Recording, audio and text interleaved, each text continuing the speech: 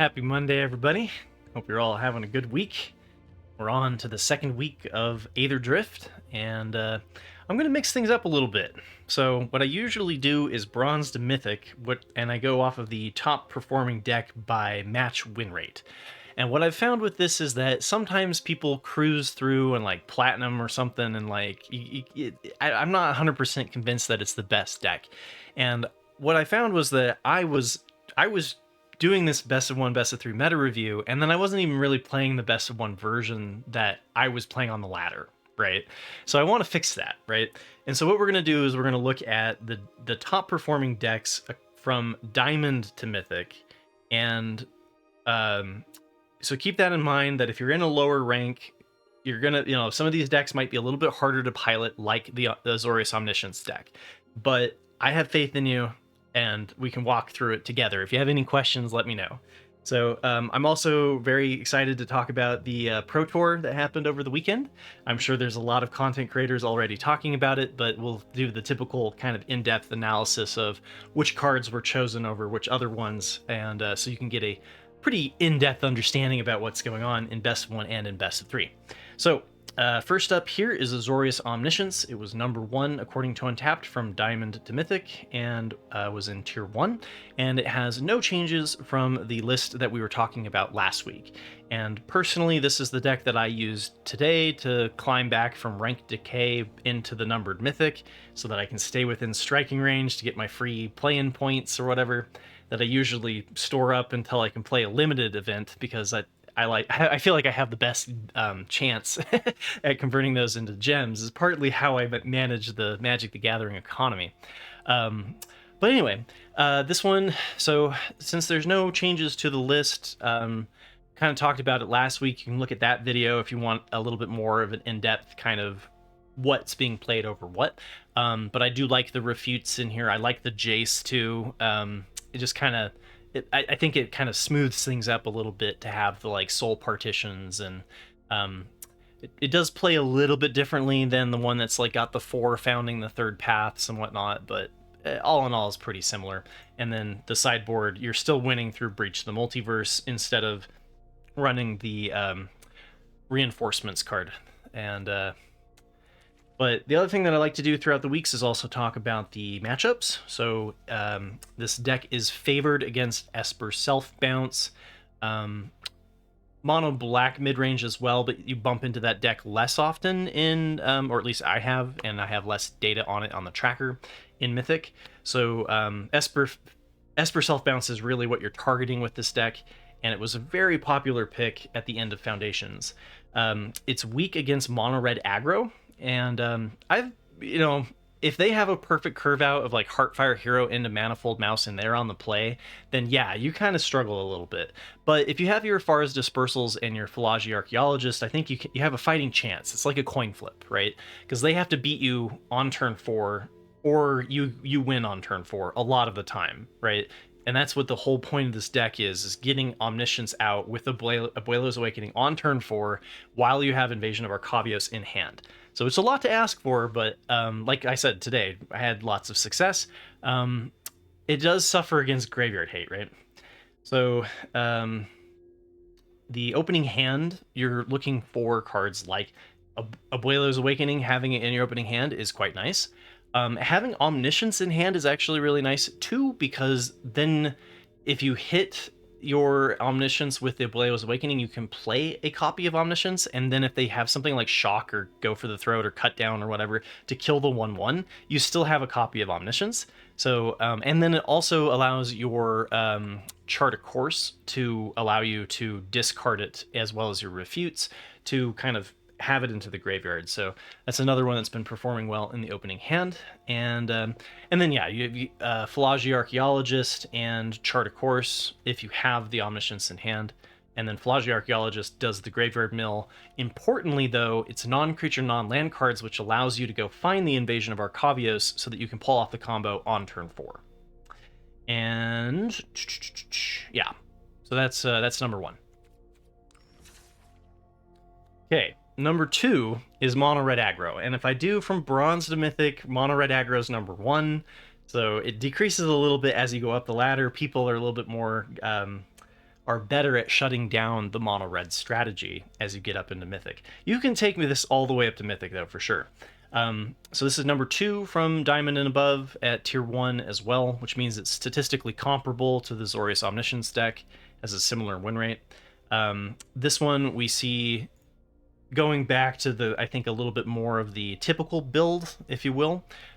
So this one is not running the Might of the Meek and is instead bringing back the 4 copies of the Hired Claw, which is pretty standard. And that's what I want to try to avoid going throughout the weeks, is that like the Might of the Meek version dropping the Hired Claw was kind of a one of. You don't see that very often, right? And so like when I was playing it, I was playing the version that had the Hired Claws. So I was tempted to do the most popular build, the one that has the highest match count, but the problem I ran into that is that mono red aggro was running shock instead of burst lightning, and I know that is just strictly an inferior choice, but it's still being run the most commonly on the tracker because it was the version that took down the or was in the top 8 in the world championship, right? So I'm trying to get it down, I'm trying to dial it into the best thing for all y'all. I'm hoping I'm getting close. And we also see in this version they're dropping a single mountain for the Soulstone Sanctuary. And this was, more common in best of 3, and usually we see stuff in best of 3 happen first before it trickles down into best of 1. But the Soulstone Sanctuary does give you a little bit more of that late game reach, where you can turn this into a mouse that then gets your double strike off of your manifold mouse. So mice synergies. And so this strategy is favored against a lot of decks that are a little bit too slow to get going. So like the Azorius Artifacts build, the Domain build, Azorius Control, Gruul Aggro, Mono Red Goblins, and Azorius Omniscience. It's a coin flip against Esper Bounce and Mono Black Midrange. Those are definitely tough matchups, but it kind of depends on if you have the curve out and you're on the play. And then this is weak to Boros Auras, and I have played around with doing things like dropping the 4 lightning strikes to run 4 additional shocks so that you can be a little bit better against Boros Auras, but Boros Auras hasn't really been a very popular pick on the ladder, and so I think this version looks pretty good. And then the opening hand is, we've talked about this 1,000 times, Heartfire Hero, Manifold Mouse, Monstrous Rage, and Hired Claw. Okay, number 3, according to Untapped, from Diamond to Mythic, is Boros Auras at tier 1. This list is dropping the 3 copies of the Monastery Swiftspear and 1 copy of the Demonic Ruckus to bring in 1 additional copy of Feather of Flight, as well as 2 Atali's Favors.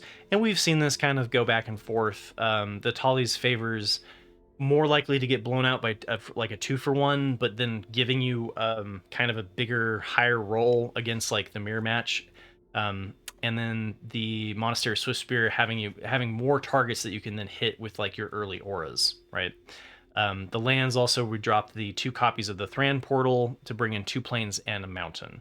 So I personally like to run this one on 20 lands instead of 19.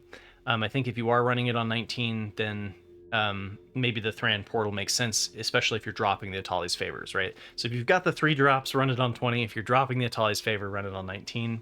Makes sense. So this strategy is favored against Mono Red Aggro and Domain. It's weak against Esper Self Bounce and Mono Black Midrange. That's really what's bringing it back, is that both of those decks are running Nowhere to Run, which gets through the ward on Sheltered by Ghosts and kind of destroys your Voltron, right? So the opening hand for this one is also Heartfire Hero, Sheltered by Ghosts, the Manifold Mouse, and the Optimistic Scavenger. Number 4 is Rakdos Aggro, also in tier 1, and this version is dropping more of the mice synergies. So last week we saw more mice synergies. This one, so it's dropping 2 copies of the Emberheart Challenger and the Manifold Mouse, as well as Might of the Meek, and the 4 copies of the Mirror and Bane Splitter to bring back the 2 copies of the Urabrask's Forge and the 4 copies of the Dreadmaw's Ire. And Dreadmaw's Ire gives you trample. It increases your power by 2, which works with the Slick Shot Show Off. Destroys an enemy artifact if they have it. The downside, I guess, is that with the Bane Splitter, you have it kind of still on your creature afterwards, which can then make your Heartfire Hero or your Cacophony Scamp hit for additional damage, even if they have removal. So again, just kind of pros and cons. This one's dropping the Blazemire Verge and just running the 20 mountains. Again, if you're going to go up to the 3-drop on the Urbrask's Forge, I think 20 makes sense. If you're dropping the Urbrask's Forge, I'd run closer to like 18. You can get away with a very low count in this archetype. And sorry, it's a coin flip against mono red aggro, although it is a favored coin flip against mono red aggro. It's opening hand. You're looking for the Mice Trifecta, Heartfire Hero, Emberheart Challenger, Manifold Mouse if you're running it. Some copies don't run it like this one. And then Monstrous Rage, and your turn inside out. And then number 5 in tier 2, so this one is a little bit worse than the previous 4, is Mono Red Goblins. And we are seeing, I've talked about it a lot yesterday in my Meta Breakers. I covered 2 different versions that were successfully piloted to Mythic. Tier 2 does not mean it's a bad deck. It's very viable to take to Mythic. But this one, I'm still holding off a little bit on crafting it myself, just until I'm a little bit more convinced what is actually going to be in the archetype, how many Krenkos and such, right? So this one's a new archetype. We're definitely going to see some version of Mono Red Goblins come out of Aetherdrift, though, because the Burnout Bastronaut with the 1/1 Menace works so well with the Seer Slicer Goblin, and just the general go wide really punishes like the mono black mid range and the Esper self bounce strategies. Some versions are running 4 copies of Krenko and Impact Tremors and leaning more heavily into giving Krenko haste off of like Help Squad Heavy, as well as the Draconautics Engineer. This one's not running the Impact Tremors, but is still kind of going wide, including some of the Lords. Some of them don't include as many Lords. Like I covered yesterday, we've seen some lists running 11 Lords. So still trying to figure out the perfect mix for this this archetype in general, but I think we're starting to get a little bit more fine-tuned, and this is only week 2.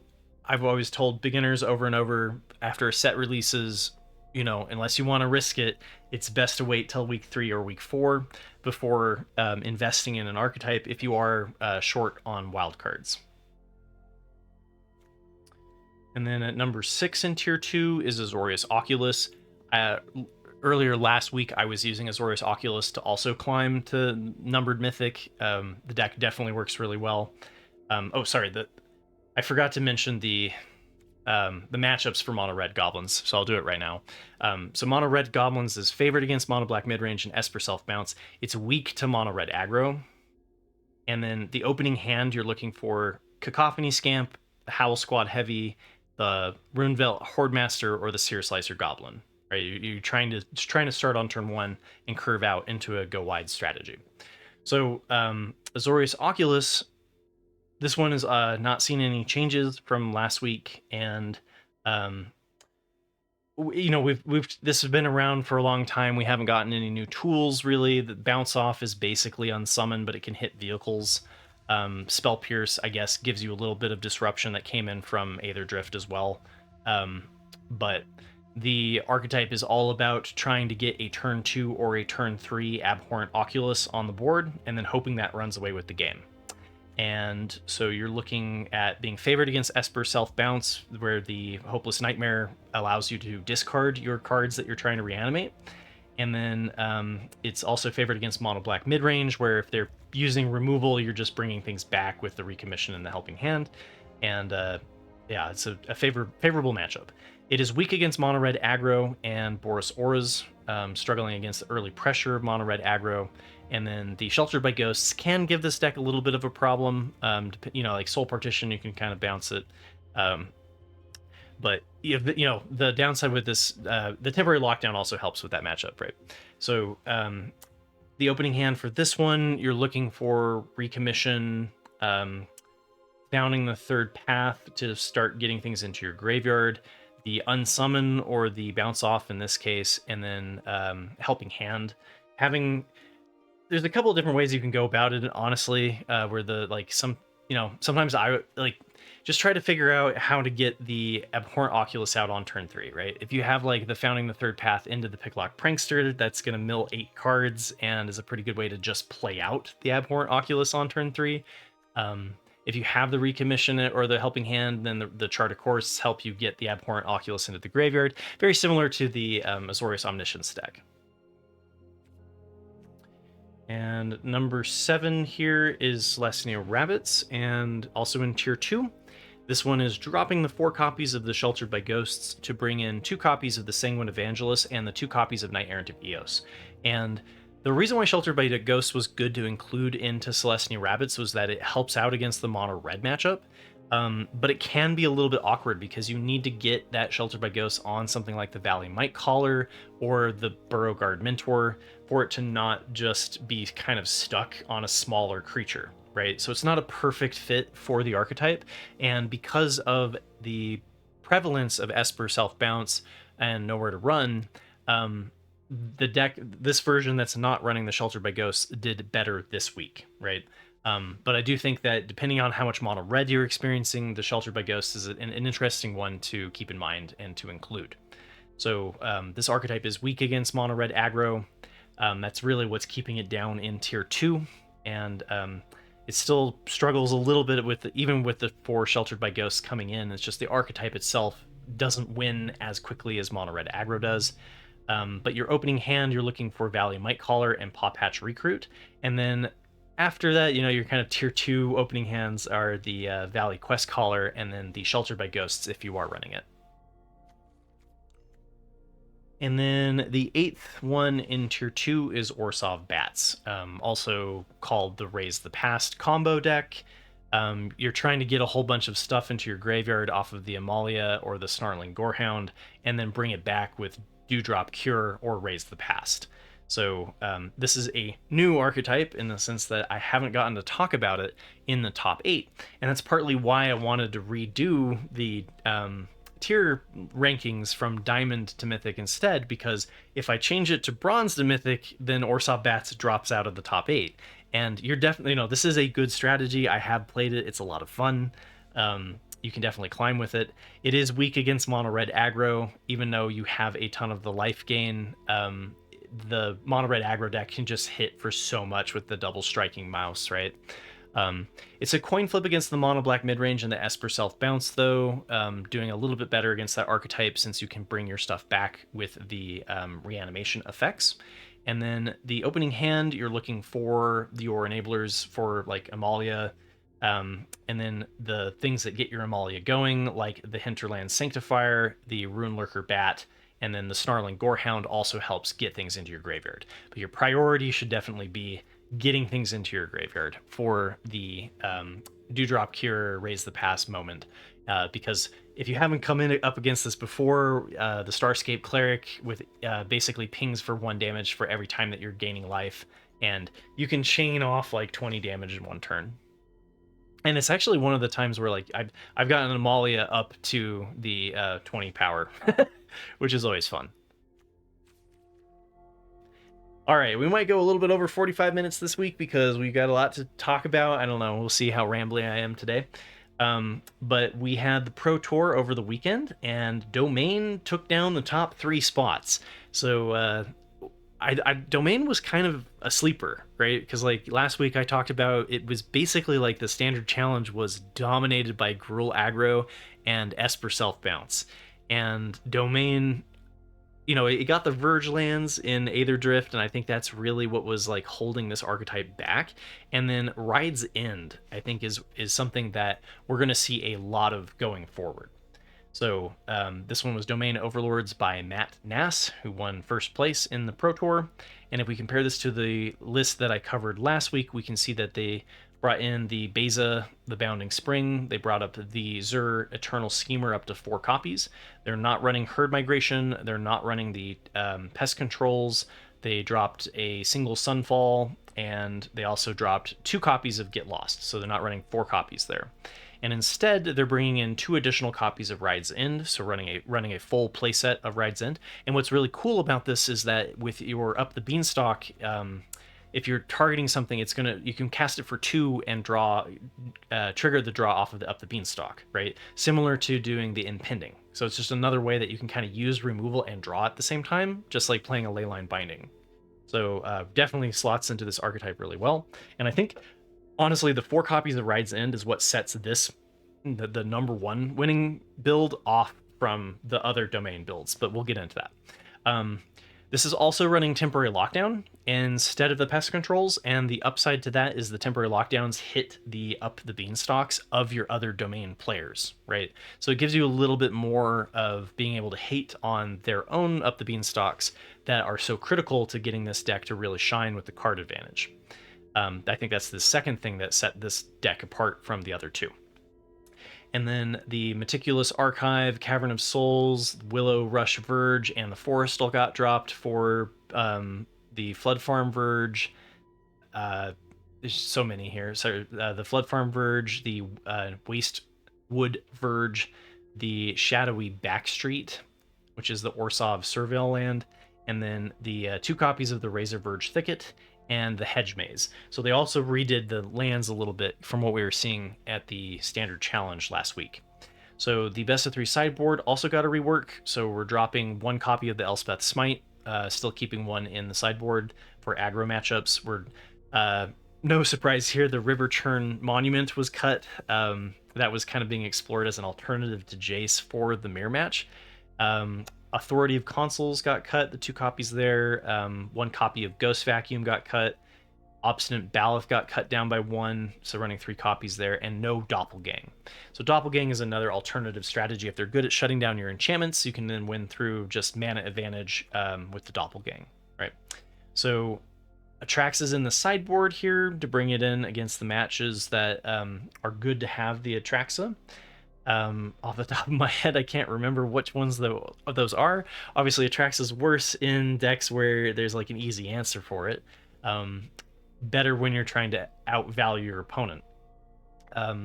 The Paw Patch formation, running a 1 copy here for enchantment hate, and also good against Atraxa, right? Some anything that has like a good flyer, Azorius Oculus, that sort of thing.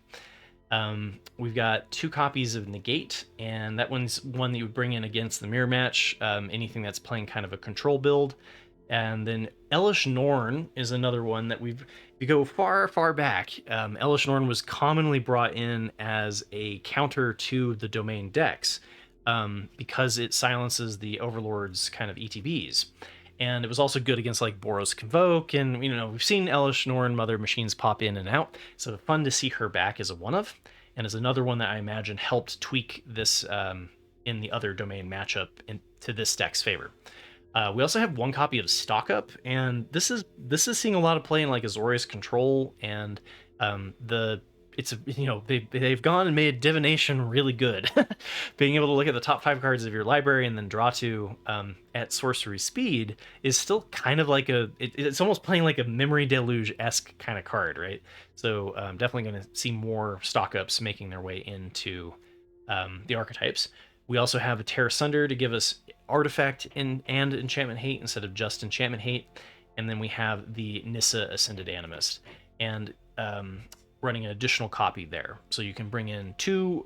This sort of thing is nice in the mirror match a lot of the time because it gets around the wraths of like Sunfall while also giving you the artifact enchantment hate on kind of a repeatable use, right? Worse off against aggro decks where you're never going to get the Nissa down. So the second copy, or the second version of Domain Overlords was by Christopher Leonard and took down 2nd place in the Pro Tour. And if we compare this one to the 1st place build, we can see that they dropped 1 copy of the Overlord of the Mistmoors, 3 copies of the Ride's End, and not running Temporary Lockdown, and instead are running an Elspeth Smite in the main, and running the Herd Migration, so kind of having a little bit better build maybe against the aggro matchups, and then running Pest Control instead of Temporary Lockdown, and running the 2 copies of the Sunfall, running Split Up, which is an alternative to Temporary Lockdown, and then 3 copies of Get Lost. And Then the lands were a little bit different. They didn't run the Flood Farm Verge, they didn't run the Shadowy Backstreet, didn't run the Razor Verge Thicket or the Hedge Maze, and instead are leaning on the Meticulous Archive and the 3 copies of the Cavern of Souls. And I like that the number 1 player decided to get rid of the Cavern of Souls because we haven't really seen a lot of counter spells in the meta, right? So maybe something to consider until we see more Azorius control, and then an additional forest. So the best of 3 sideboard, we're dropping an Elspeth Smite, the Pot Patch Formation, a Negate, the Elish Norn, and the Stock Up, and the 2nd copy of Nissa Ascended Animist to bring in a Pest Control in the sideboard, an additional copy of or 1 copy of the Authority of the Consuls, 2 copies of Jace, which this is kind of your typical, like, instead of Elish Norn bringing in Jace against the other domain matchups, it's a very grindy matchup, domain versus domain, and typically goes to mill, because you just take turns kind of answering each other's threats. And so this was kind of like the classic one that you would side in against the mirror match. And then we also have the Doppelgang, which is the alternative, right? Good for the mirror match as well. And then we have Beza to help out with the we have a 2nd copy of Beza to help out against aggro. And then the 3rd version of Domain by oh shoot, no, I have the names wrong. Hold up. My apologies, I had my notes backwards here. 2nd place was James Dimitrov. Probably massacred your name. Sorry for not getting the shout out correct. The 3rd version of Domain Overlords was by Christopher Leonard, and is also dropping a Overlord of the Mistmoors, bringing Atraxa in the main instead of in the sideboard. And then we also see the Lumbering World Wagon, which I thought this was kind of a cool inclusion because when it enters, you get that kind of land advantage that is why you're playing the Overlord of the Hauntwoods. Now, it's not necessarily going to trigger the Up the Beanstalk as well as the Overlord of the Hauntwoods, but kind of this fun little alternative to leverage the amount of lands that this deck can create.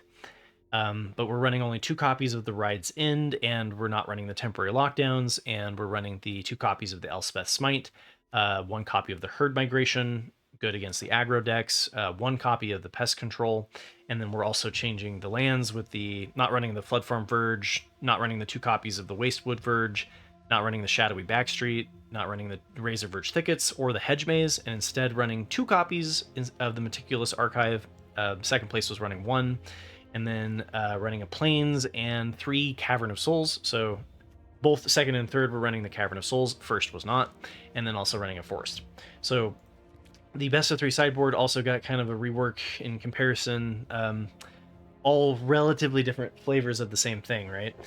So this one's running Atraxa in the main instead of the sideboard, running the Elspeth Smite in the main instead of the sideboard, not running Elish Norn, Mother of Machines, not running the Stock Up, not running either copy of the Nissa Ascended Animist, and but is still running the Doppelgangs, 1 copy of Get Lost, 1 additional copy of Sunfall in the sideboard, and 2 Authority of Consuls for the aggro matchups, and then 1 additional copy of Rest in Peace. And if you're a fan of the channel, you've heard me rant about why I like 2 instead of 3.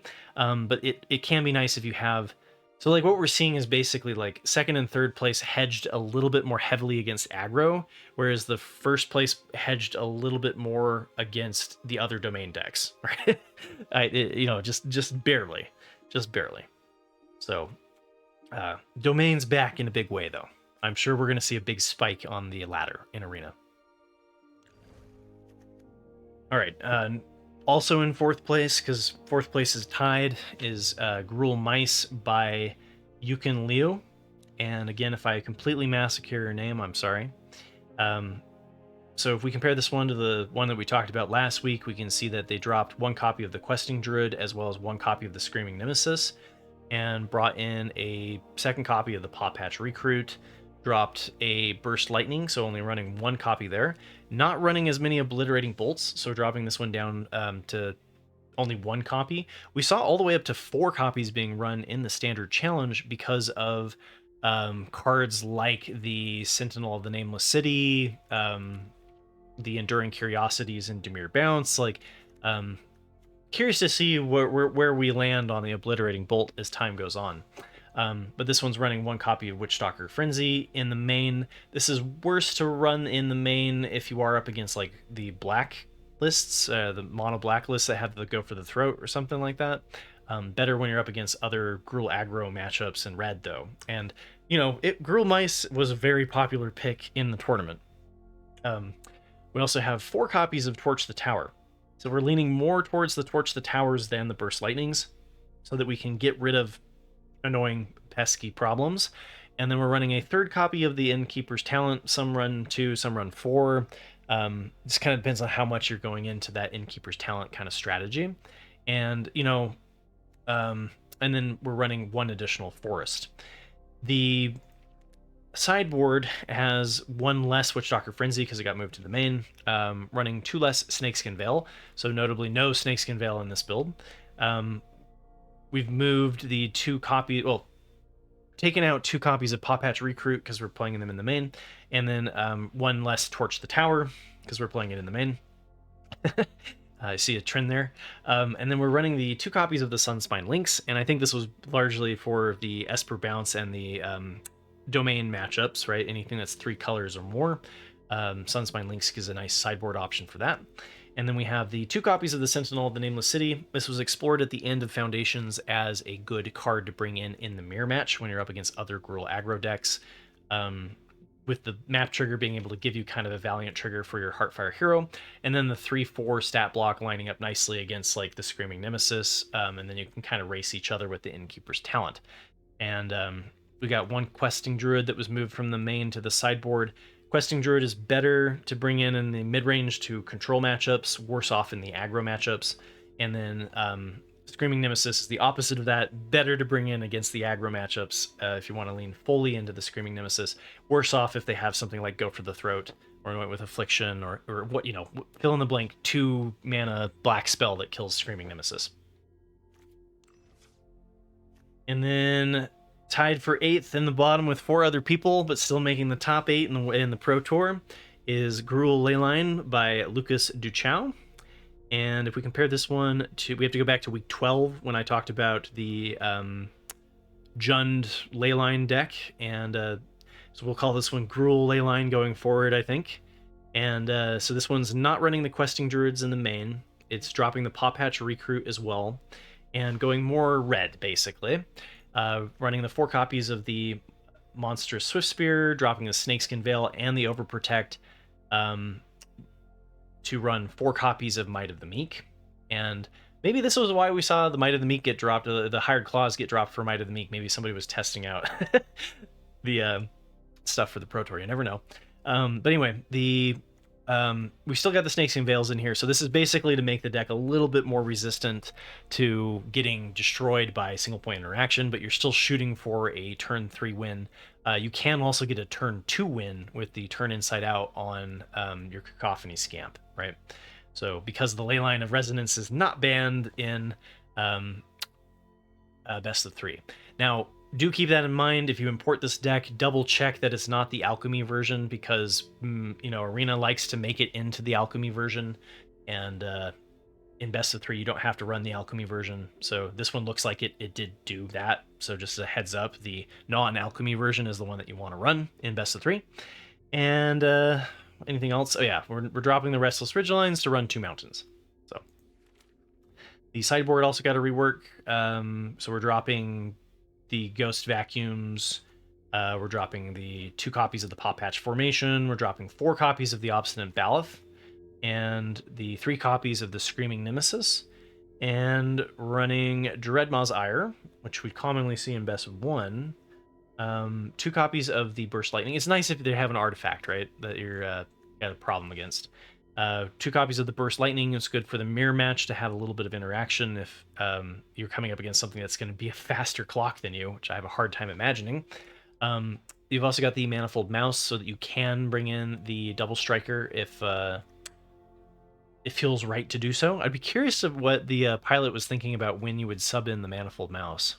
But anyway, we've got the 4 Questing Druids if we need to bring in more dig, and the 3 Lithomantic Barrage if we're up against blue or white. And just good old Mono Red Aggro by Ian Robb was also in the top 8. And if we compare this one, we also have to go back to the week 12 of Foundations, where we saw Mono Red last in the top 2 for the Standard Challenge. And if we compare it, we see one Witchstalker Frenzy has been dropped for a Soulstone Sanctuary. And that's it.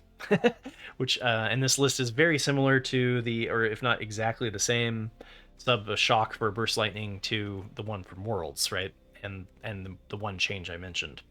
So the best of 3 sideboard is also pretty damn similar. We dropped a Torch the Tower, we dropped an Obliterating Bolt, an Urabrask's Forge, and Twisted Fealty.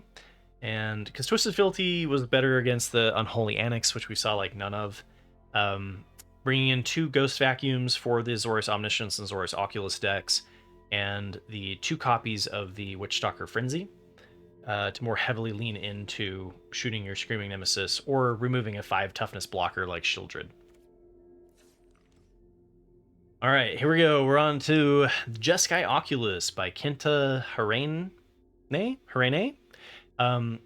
This one was also in the top 8, and there was a Jeskai Monument build too, which was slightly different. It was leaning a little bit more heavily into the discard strategy and less about bringing the Abhorrent Oculus back from the graveyard. And so this one's like red-blue splash white for recommission and helping hand, whereas the Jeskai Monument build is more like red-white splash blue, if I remember correctly. But we'll see if the Jeskai Monument build is picked up in the Standard Challenge, and we'll talk about it in later weeks. But for now, I leave that up to you to go look at if you want to. But this was a new archetype outside of my community deck tech, which, by the way, if you'd like to submit your deck, please do so in the community tab. But a couple of weeks ago, we had a community deck tech that was talking about Jeskai Oculus, and I've kind of stayed in touch with them, and they were really excited to see how much Jeskai Oculus was represented in the Pro Tour. So yeah, you're using cards like Inti, Fear of Missing Out, lots of different ways that you can get Abhorrent Oculus into your graveyard and then bring it back with Recommission and Helping Hand. It gives you a little bit more resiliency if your opponent does have graveyard hate, right? So if they sub in to attack your graveyard, this deck doesn't just immediately fold, which the Azorius Oculus, the white-blue version, does, right? But yeah, you've got the Proph's Eidetic Memory, which gives you the +1/+1 if you've drawn additional cards, which, you've got a lot of interesting like discard and draw triggers in this deck. Spell Pierce to protect against the sweepers, and still just trying to get like that Oculus out is the primary plan at the beginning. And then the sideboard, we've got Destroy Evil for enchantment hate, Brotherhood's End for artifact hate, as well as like a cheap sweeper against the go wide strategies. Decent enough to bring in, I imagine, against like Gruul Aggro as well. Chandra Spark Hunter, we've got there's a new card from Aetherdrift, so I don't have a perfect matchup in mind for Chandra. But it does give you kind of, most planeswalkers are good against wraths, better the longer the game is going kind of thing. Ghost Vacuum for a little bit of graveyard hate, Negate for against control matchups, Pyroclasm to give a cheaper sweeper than Brotherhood's End for the go wide strategies, and then the Filigree Silex also gives us a kind of unique way to win the game, right? So you can use it as a sweeper, but you can also remove it to deal 10 damage to any target. So it's kind of a little bit of two different threats in one. Okay, and then the last one that we'll talk about here is Golgari Graveyard, which was by Zevin Faust, and also was in the top 8, and is a new archetype as well. And this one's leaning into the Molt Tender that we got into Aetherdrift, and using the Overlord of the Baelmerk to mill cards into your graveyard that you can then play a whole bunch of these like discounted cards that are dependent on how many artifact and creatures, just creatures, the creatures for the Hollow Marauder as well. But all of these, similar to like how Impending triggers your Up the Beanstalk, it allows you to like this allows you to draw up the Beanstalk, this does, right? So you have a whole lot of ways of getting this kind of like discounted draw, and then instead of Ride's End, you've got the Overwhelming Remorse, which same thing, as long as it's discounted, you're getting kind of that cheap Up the Beanstalk value, right? And then you got Harvester of Misery for controlling the early aggro builds, large threats like Souls of the Lost that gets bigger with the stuff in your graveyard. And then you're enabling your graveyard through the Explore. So Cenote Scout, you can explore and use that to go fill your graveyard. Gnawing Vermin also mills 2 cards, and then the Molt Tinder can tap to mill a card. So a lot of self-mill into big threats that really lean on the up the beanstalk for value. The best of 3 sideboard, we have Cut Down for aggro, Duress for control, Haywire Might gives you the artifact and enchantment hate, Obstinate Ballast you bring in against something like Esper Self Bounce if they have the Helpless Nightmare or the Liliana. The, I guess, what, 4th copy? No, 3rd copy of Harvester of Misery would be if you're really struggling to control the board. Scrap Shooter also gives you artifact and enchantment hate. Starving Revenant is... That one's I remember that one in Lost Caverns of Ixalan when during draft, right? Additional card draw. That one caught me off guard, I must admit. Yeah, so it kind of gives you a way to win off of your ping damage of up the beanstalk. So the longer controlling more controlling matchups, you'd run the Starving Revenant. And then the Terror Tide is a Wrath. So you're going to bring that one in if you want to be more controlling. So thank you everybody for listening to my ramblings. As always, I really do enjoy doing these every single week. And so I look forward to the next one. Let me know in the comments below if you liked the best of 1 being diamond and above. I liked it personally. I think the decks were better. And then, it's always fun to talk about the Pro Tour. Really curious to see how it shakes up the results in the best of 3 meta going forward next week into the Standard Challenge. So take care, everybody. I will be back on Sunday to talk about the meta breakers, people who have climbed to Mythic and all that fun stuff. And then next Tuesday, not this following Tuesday, but the first Tuesday of March, we'll be doing the community deck tech. And if I can hack it, if I can get around to it, I'll be doing a brew on mono blue tempo, it looks like, on Thursday.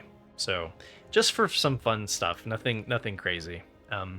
Anyway, good luck with your own RCQs, climbing the ladder, and I'll catch you all later.